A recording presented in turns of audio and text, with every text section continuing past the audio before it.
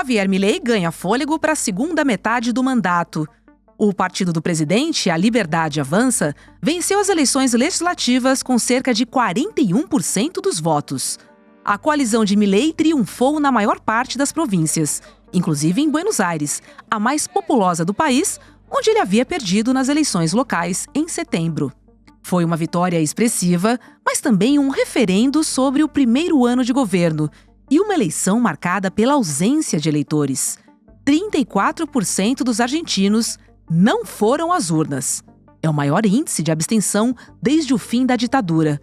Mesmo assim, a base de Milei cresceu. Agora, 64 das 127 cadeiras em disputa na Câmara ficaram com o governo. No Senado, onde já tinha apoio maior, o presidente amplia espaço e ganha tranquilidade. Com esse resultado, Milei deve ter condições de avançar em reformas bloqueadas pelo Congresso. Mas a tarefa não é fácil. A Argentina ainda enfrenta um ajuste fiscal duro e uma economia frágil. O governo recebeu um apoio de 20 bilhões de dólares dos Estados Unidos, isso para evitar uma crise cambial maior. A desvalorização do peso foi contida, mas a confiança ainda é limitada. Nas urnas, os argentinos deram um recado claro. Ainda há crédito político para Javier Milei, mas ele vem com prazo de validade. Quarta-feira, 29 de outubro de 2025.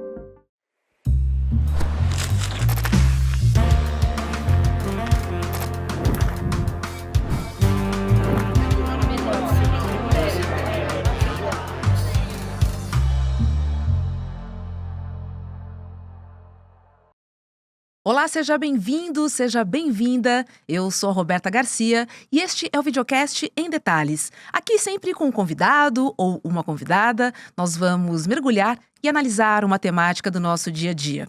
O nosso convidado de hoje é documentarista, escritor, fotógrafo e também jornalista. Eu estou falando de Fabian Restivo. Oi, Fabian, seja muito bem-vindo ao Em Detalhes. Oi, Roberta, tudo bem por aí? Um abraço e um abraço para quem estiver assistindo também. Fabian conversa com a gente diretamente de Buenos Aires. Fabian, vou começar te perguntando qual é o principal recado que o eleitor argentino ele deu com essa vitória expressiva de Javier Milei nas legislativas? Olha, aqui aconteceram coisas, mas o principal recado é um erro muito grande do peronismo, da oposição. Eles tiveram duas questões importantes na hora de o eleitor, o cidadão, escolher. A primeira questão é que o peronismo está numa interna feroz entre eles, e isso deixa as pessoas sem vontade, sem vontade. Eu não vou falar de esperança, porque o argentino hoje está desesperançado, sabe? Eu falava ontem que pedir esperança para um desesperançado é como você pegar um asmático numa crise de asma e falar para ele, olha, respira, olha quanto ar você tem. Não é possível aqui. E a segunda coisa é que essa interna sumou também o fato de que o peronismo não fez campanha. Quer dizer, fez uma campanha pequena, fez uma campanha... O peronismo leva já algum tempo sem compreender que o que a gente quer. Então, a campanha foi uma campanha contra o Milei. E a proposta foi zero. Então, se você não faz uma proposta, se os cidadãos veem que vocês estão brigando entre vocês, que não tem... Eles fizeram assim um ato de aquela unidade, né? Quer dizer, e uma unidade que ninguém acreditou. Você caminhava na rua e as pessoas falavam nisso, sabe? Olha, eles estão se matando, mas ficam sorrindo para fazer uma foto e a vida não é uma foto. E então também tem uma outra coisa, que é que nos últimos 2 anos, o peronismo, como sendo oposição, eles fizeram nada. Então, as pessoas não tinham razão nenhuma para votar no peronismo, sem entusiasmo, sem campanha, com uma campanha errada em termos sociais. E então, quando você perde o pulso social, você perde o pulso político. E quando você perde o pulso político, ninguém te compreende. E quem compreende o que está acontecendo na oposição não gosta. Então, foi uma soma de calamidades, né? Agora, Fabian, eu quero trazer a abstenção recorde de 34%. Na sua interpretação, ela significa cansaço, medo ou falta de opção política, hein? Aqui aconteceram também aí outras coisas. A abstenção é a maior desde a volta da democracia. E existe um cansaço. Também tem uma outra coisa. Essas eleições, que são as famosas eleições de meio termo, onde troca a metade do Congresso, faz com que os argentinos tenham, porque o voto aqui é obrigatório, é, tenha que suportar uma campanha política cada ano e meio. Cada 2 anos você tem que ir a votar. Então, isso produz um cansaço. Por quê? Especialmente nesses últimos 10 anos, porque as pessoas vão votar com, quer dizer, com uma expectativa e aquela nunca dá certo. Então, também acontece que as pessoas na rua falam: para que eu vou votar? Quer dizer, para que eu vou votar se nada muda? E quando muda é para pior. Então, você pode dizer, usando a racionalidade, que quando você não vota, alguém vota por você, né? Quer dizer, isso é como a história, né? Se você não conta a tua história, alguém vai contar a tua história, geralmente o inimigo. Pois é, mas é curioso esse caso argentino. Porque aqui no Brasil a imprensa vende um milagre econômico por aí. A gente assistindo ao documentário, né, dirigido por você e pela Juliana Baroni, a gente vê o quanto é custoso para a população esse tal de milagre. Porque a população acabou perdendo muitos direitos e também o seu poder de compra. Como é que o Milei consegue essa vitória, Fabian? É muito difícil a gente entender. Eu falo sempre a mesma coisa, eu falo em tom de piada, porque é muito difícil. Quando eu falo que o mundo acha que ser argentino é fácil, e não é. Realmente é uma coisa muito complexa, porque o primeiro direito que o argentino perdeu com o governo de Milei é o direito a comer, sabe? Nós temos hoje 54% da população embaixo da linha da pobreza. Pensa que nós somos 45 milhões, quer dizer, e temos uns 12 milhões, quer dizer, um, um 10 milhões de pessoas, 8 milhões de pessoas, embaixo da linha da indigência, sabe? São cifras alarmantes. Eu vejo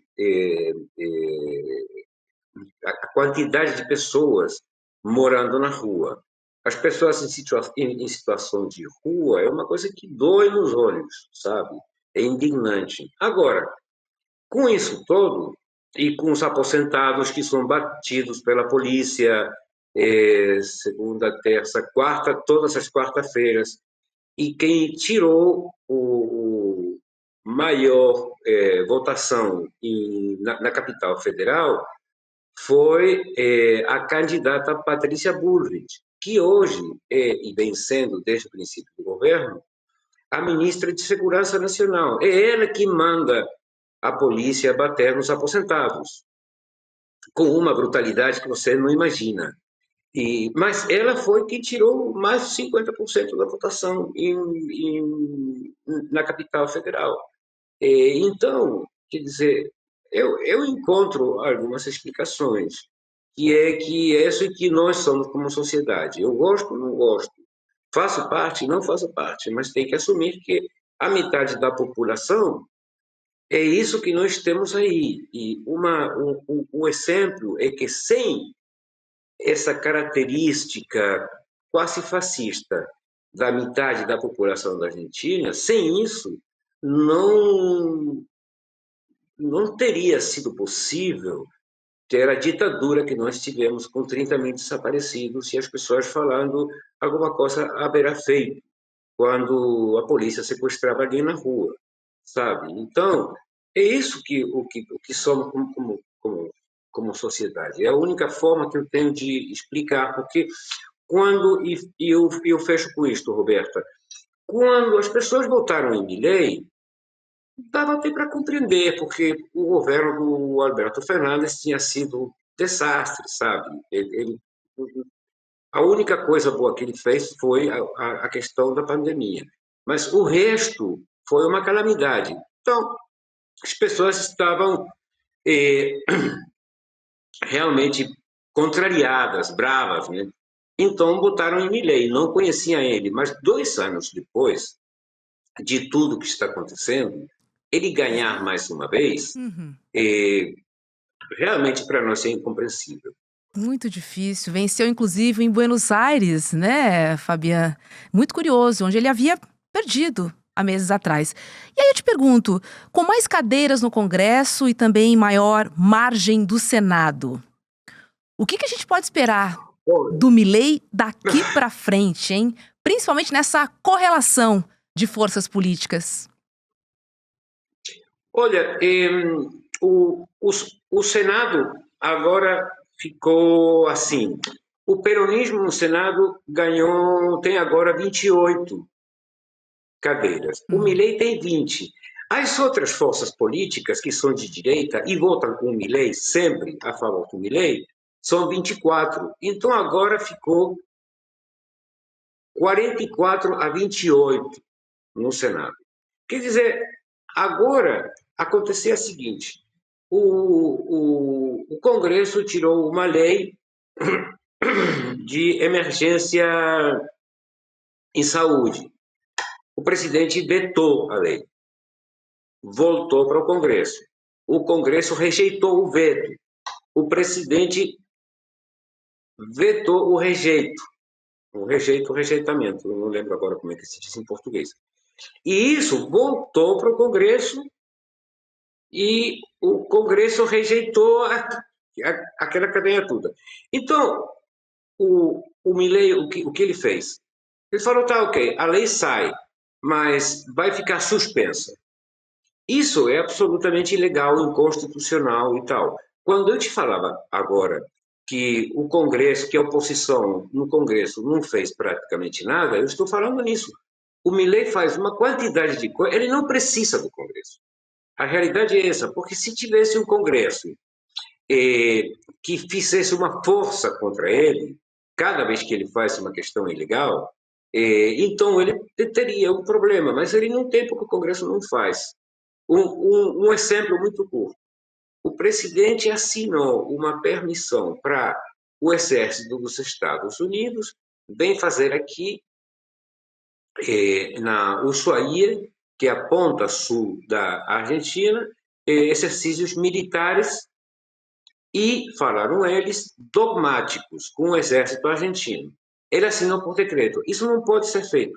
Isso só pode passar pelo Congresso. Não passou pelo Congresso e nós temos hoje o exército dos Estados Unidos na Ushuaia, na ponta sul do país.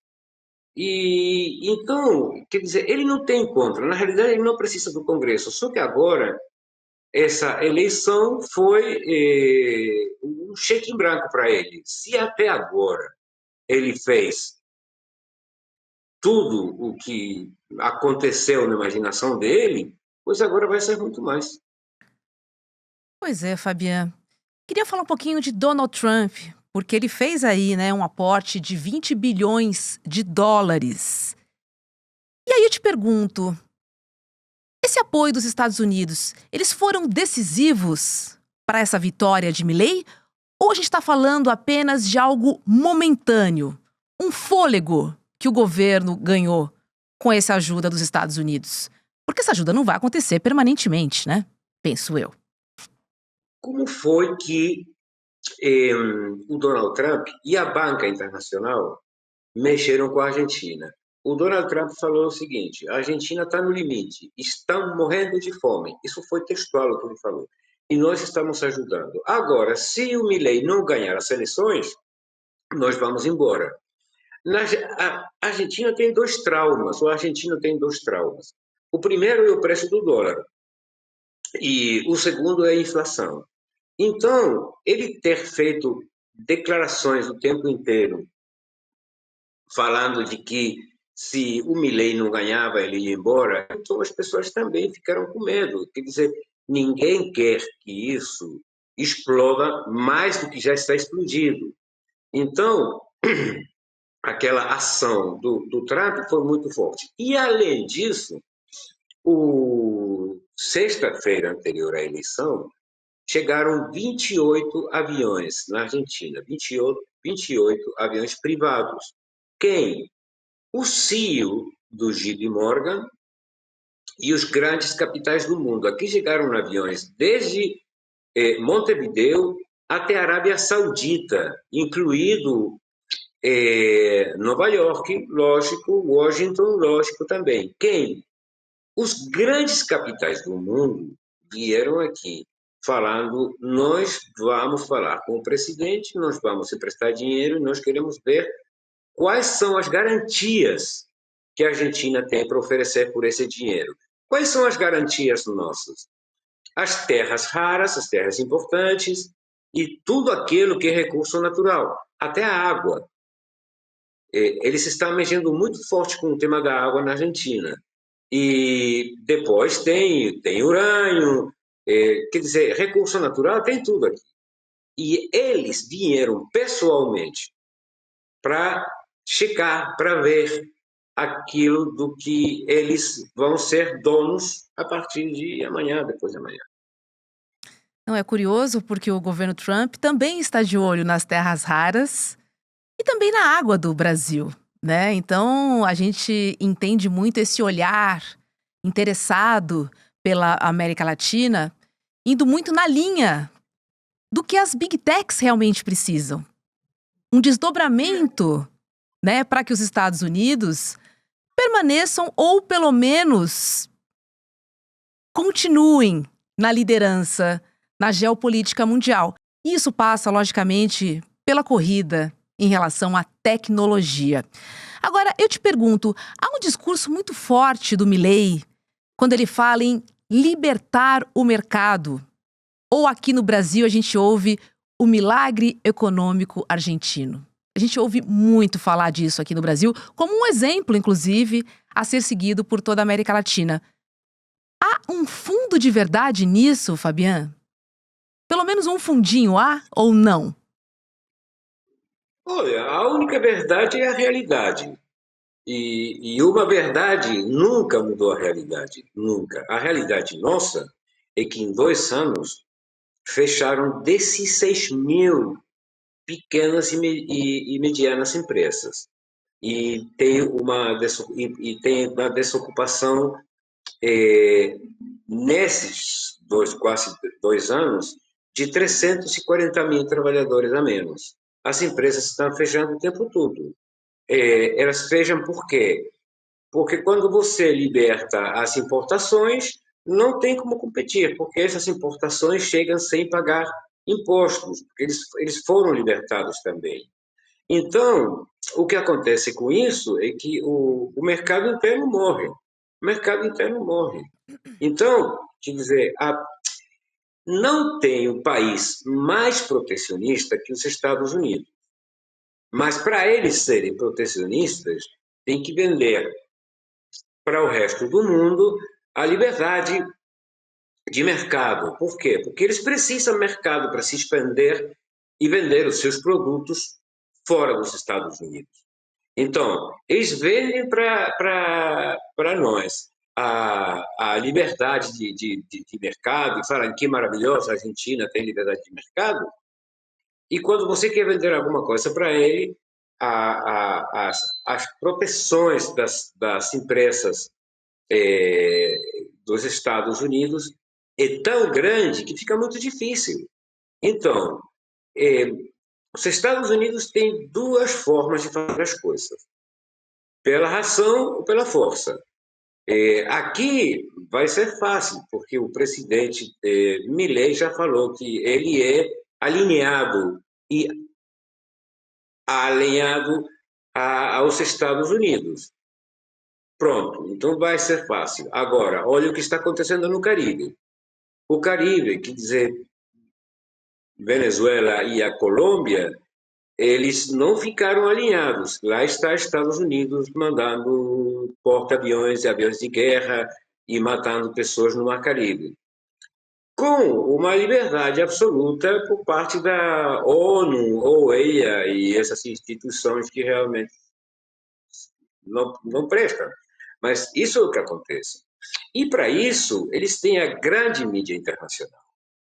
Os donos de cada um da grande mídia de cada país, eles são sócios e eles têm outros interesses também, muitos outros interesses.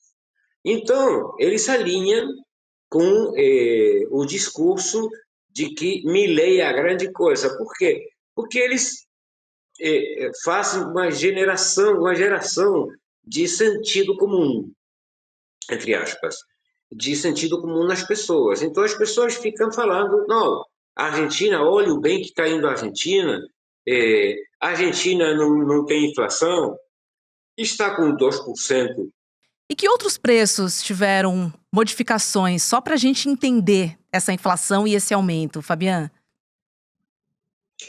Roberta, tudo, tudo. Tudo. Olha, o preço do pão, eu estava falando que nós estamos com o registro de consumo histórico, quer dizer, na vida, mais baixo de carne e de pão. O pão que custava 300, 320 pesos, hoje custa 3.600. Não tem mais aquele costume argentina de ir para a padaria e falar 1 quilo de pão, meio quilo de pão. Você vai lá hoje, você vê um pão, 2 pãozinhos, quer dizer, assim é tudo.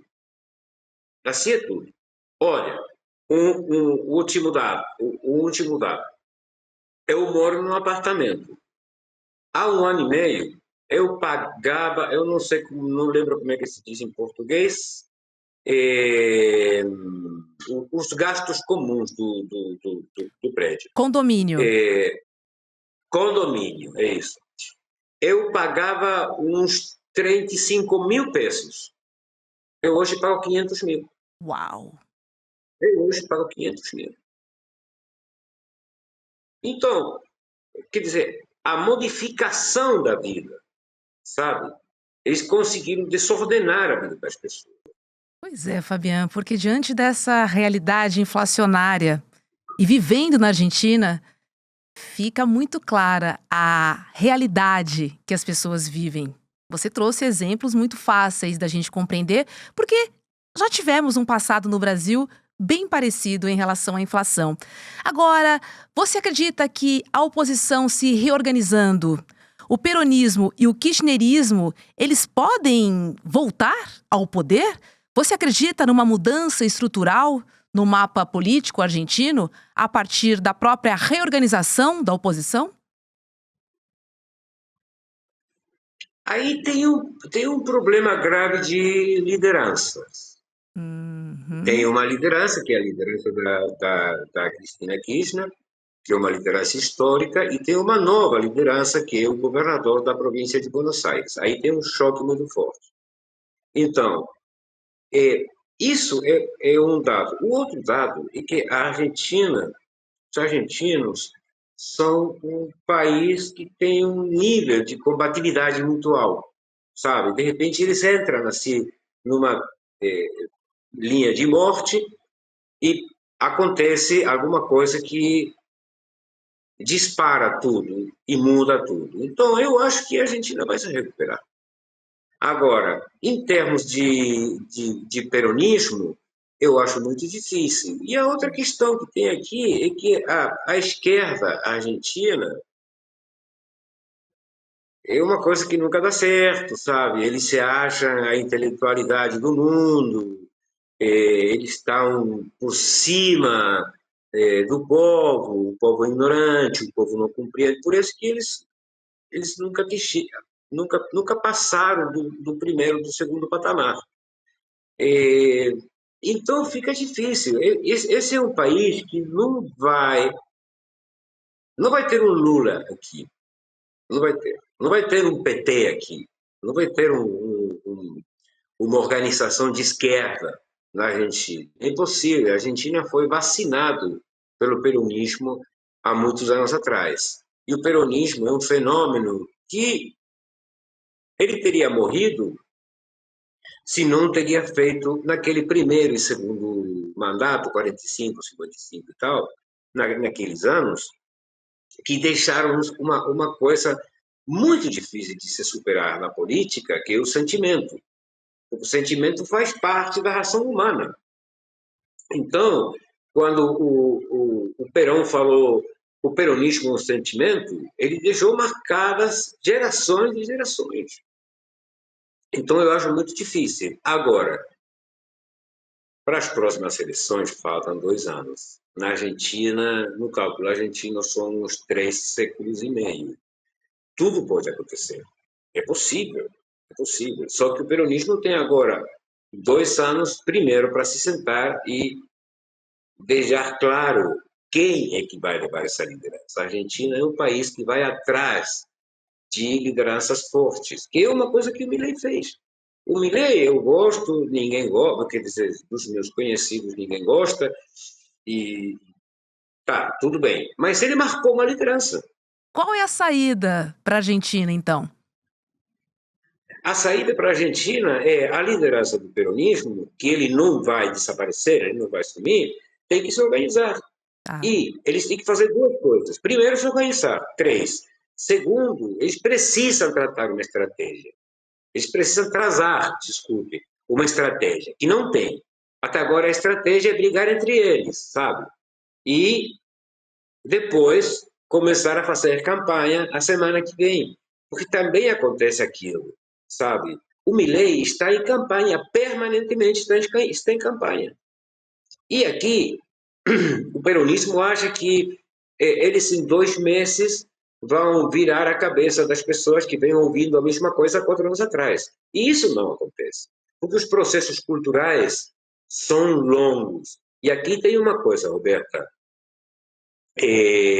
nós perdemos a batalha na comunicação. Quando você perde a batalha na comunicação, perde a batalha cultural. E quando você perde a batalha cultural, você perde a guerra ideológica. É tão simples quanto isso. Sim. Não é tão difícil. Quer dizer, ninguém precisa inventar água morna. A água morna já foi inventada, você só tem que usar ela, sabe? Mas é isso.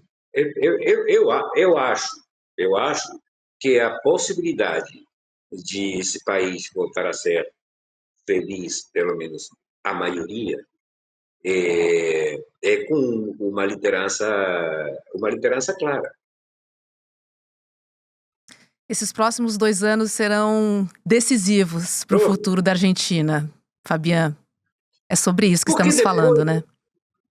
Porque depois dessa eleição, eu vou procurar não ser grosso. Fica muito difícil para mim falar sem ser grosso. Fica muito difícil. Mas tem uma frase: ele deita e rola. Ele deita e rola. Ele, depois dessa eleição, ele deita e rola. Que é a forma decente de fazer que ele está andando. É a mesma coisa. Sim. Fofamente falando. Fabian Fofamente Restivo. falando. Muito obrigada, viu? E desejo sorte à Argentina. Somos rivais no futebol, mas eu torço pelos argentinos, por uma vida melhor, pelo bem viver, pela coletividade e pelo bem comum. E viva a América Latina. Vamos aguardar. Obrigada, viu? Por participar do Em Detalhes conosco. Tomara, Roberta. Um grande abraço para todos vocês lá. Olha, eu tenho um recado para você, tá? Porque o ICL apresenta uma aula magna para desmascarar a narrativa que move o Brasil. Sabe qual é ela? A ilusão capitalista. E aí, tá preparado para uma super análise profunda com o sociólogo Gessé Souza, um dos maiores intelectuais do país? O Gessé pensa o seguinte: o capitalismo não quer um povo ativo, organizado ou com conhecimento que liberta. Muito pelo contrário, o capitalismo necessita de consumidores passivos que sustentam a máquina de exploração das elites. Tá? E para você entender melhor como é que esse sistema iludiu trabalhadores e transformou cidadãos em consumidores, você precisa garantir a sua vaga na aula gratuita chamada A Grande Mentira do Capitalismo. Lá, o nosso Gessé vai expor como as elites acadêmicas, econômicas, financeiras e políticas, como elas trabalham para manter a roda do capitalismo girando em benefício próprio, enquanto a maior parte da população é reduzida ao papel de cliente. Você vai sentir o peso da exploração nessa aula. É no dia 30 de outubro, quinta-feira agora, às 8 horas da noite. Garanta sua vaga em emdetalhesicl.com.br. Corre lá, porque esta é mais uma aula imperdível aqui do ICL. O Em Detalhes de hoje fica por aqui. Para você que nos acompanha pelo YouTube, agora é hora de ICL Mercado e Investimentos com Débora Maganha. E na sequência tem Rolê ICL. Muito obrigada pela sua companhia e a gente se vê aqui na programação. Tchau, tchau. Hoje, os trabalhadores uberizados enfrentam jornadas de trabalho ainda mais longas. Os entregadores de iFood trabalham às vezes 12, 14 horas, 16 horas. A exploração dessas pessoas pelo capitalismo alcançou níveis maiores do que em qualquer outra época no passado. Eles caíram na grande mentira do capitalismo. Querem entender qual é? É exatamente isso que nós iremos discutir. No dia 30 de outubro, quinta-feira, às 20 horas, darei uma aula magna chamada Grande Mentira do Capitalismo. Vamos mostrar como o sistema ilude e engana os trabalhadores em todos os lugares. Olá, olá, olê, olê, olê, olá. Eu sou o Lindener Pareto, historiador, e tenho um convite especial para vocês para acompanharem o Provocação Histórica aqui nos canais do Instituto Conhecimento Liberta. Toda quarta-feira, às 7 da noite, logo após o ICL Notícias segunda edição, convidados e convidadas que ajudam a gente a pensar o passado, a criticar o presente e a projetar alternativas de futuro para um Brasil diferente, para um mundo diferente. E se no cotidiano dificílimo do trabalho você perdeu o episódio inédito, não se preocupe, você pode assistir também toda quinta-feira a reprise, logo após o Rolê ICL, ao 12h30. Venha para o Provocação Histórica.